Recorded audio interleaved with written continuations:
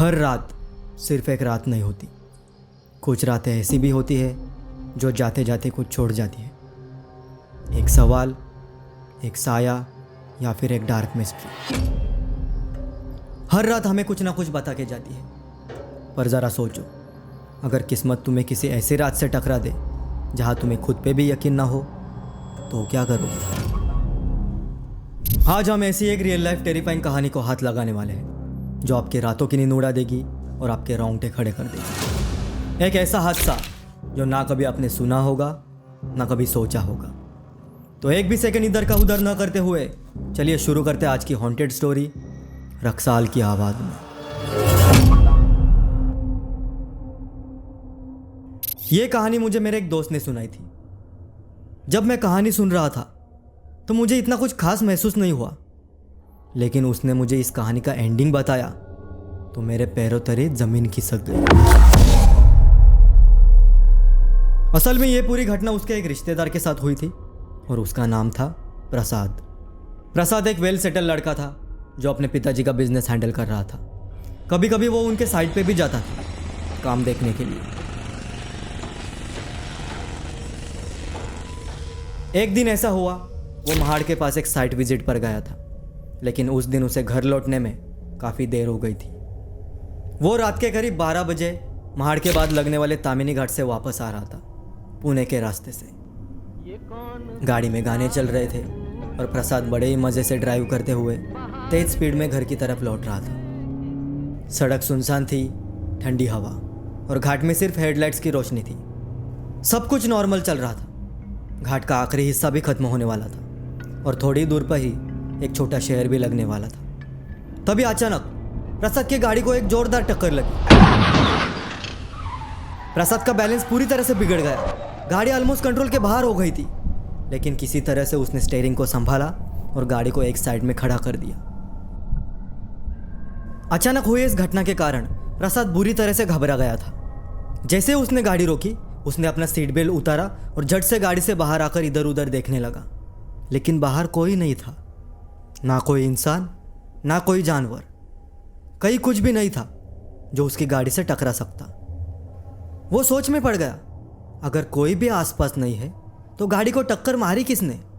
तभी उसका ध्यान इस बात पर गया कि वो घाट अब पूरी तरह से पार कर चुका है। उसके सामने छोटी छोटी इमारतें और कुछ स्ट्रीट लाइट्स थे। उसने देखा कि उसकी गाड़ी लाइट के पोल के ठीक पास खड़ी है। वो गाड़ी को चारों ओर से देखने लगा और जब वो ड्राइवर साइड आ गया और जो उसने देखा वो उसे सोच में डाल रहा था। उसने देखा कि ड्राइवर साइड के दरवाजे पर एक ब्लैक स्पॉट था और पैनल थोड़ा दबा हुआ था। अब उसे कंफर्म था कि गाड़ी को उसी साइड से टक्कर लगी थी, लेकिन टक्कर मारने वाला कौन था वो अभी एक पहेली बन के रही थी। प्रसाद ने बिना ज़्यादा सोचे गाड़ी की उसी साइड से एक फ़ोटो खींची और तुरंत अपने पिताजी को भेज दी। फिर उन्हें कॉल करके पूरा किस्सा सुनाया।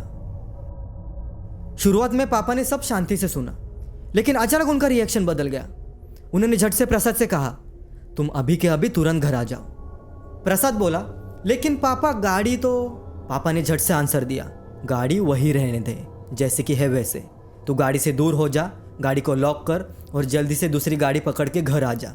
1 सेकंड की भी देरी मत करना। प्रसाद को कुछ समझ में नहीं आ रहा था।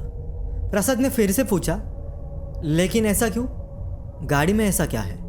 पापा ने बस इतना कहा कि बेटा वो गाड़ी है, कुछ भी हो सकता है। आग भी लग सकती है, नहीं तो ब्लास्ट भी हो सकता है। पर यह तो सिर्फ एक डराने के लिए बहाना था। असली सच तो कुछ और ही था।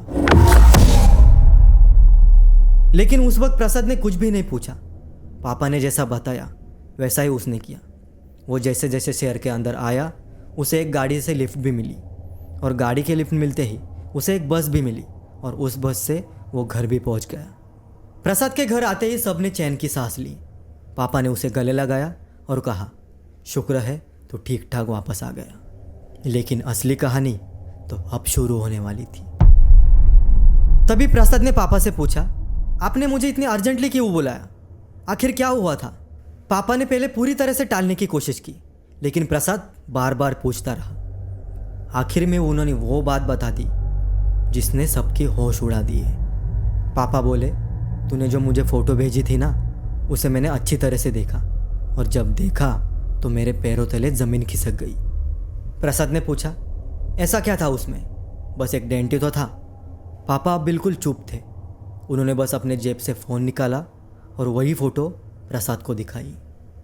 प्रसाद ने फ़ोटो देखा। शुरुआत में उसे कुछ समझ नहीं आ रहा था, लेकिन पापा ने जब उसे फ़ोटो जूम करने के लिए कहा और जब उसने फ़ोटो को जूम किया और जो देखा वो देख के उसके होश उड़ गए। अब प्रसाद उस वक्त ऐसी चीज़ को देख रहा था जो ज़िंदगी में उसने कभी ना देखी होगी ना कभी सुनी थी। उसके गाड़ी के ड्राइवर सीट के बाजू वाली सीट पर एक लड़की बैठी थी और वो कोई आम लड़की नहीं थी। उसका चेहरा पूरी तरह से बिगड़ा हुआ था। सड़े हुए चमड़े जैसा रंग, घूरती हुई आंखें और गीले बाल चेहरे पर चिपके हुए, और वो सीधे कैमरे की तरफ ही देख रही थी। ये सब देख के प्रसाद पूरी तरह से बेहोश हो गया। उसे तुरंत हॉस्पिटल ले जाना पड़ा और कई दिनों तक उसे इस हादसे से बाहर निकलने में वक्त लग गया, और तब से लेके आज तक वो उस रात का जिक्र भी नहीं करता। तो ये थी प्रसाद की कहानी, जिसे एक एक्सीडेंट समझकर छोड़ दिया जाता अगर उसके पापा ने उस फोटो को अच्छी तरह से देखा ना होता। कुछ रास्ते रात को अकेले तय नहीं करने चाहिए, क्योंकि ज़रूरी नहीं कि हर सफ़र में सिर्फ तुम ही सफ़र कर रहे हो।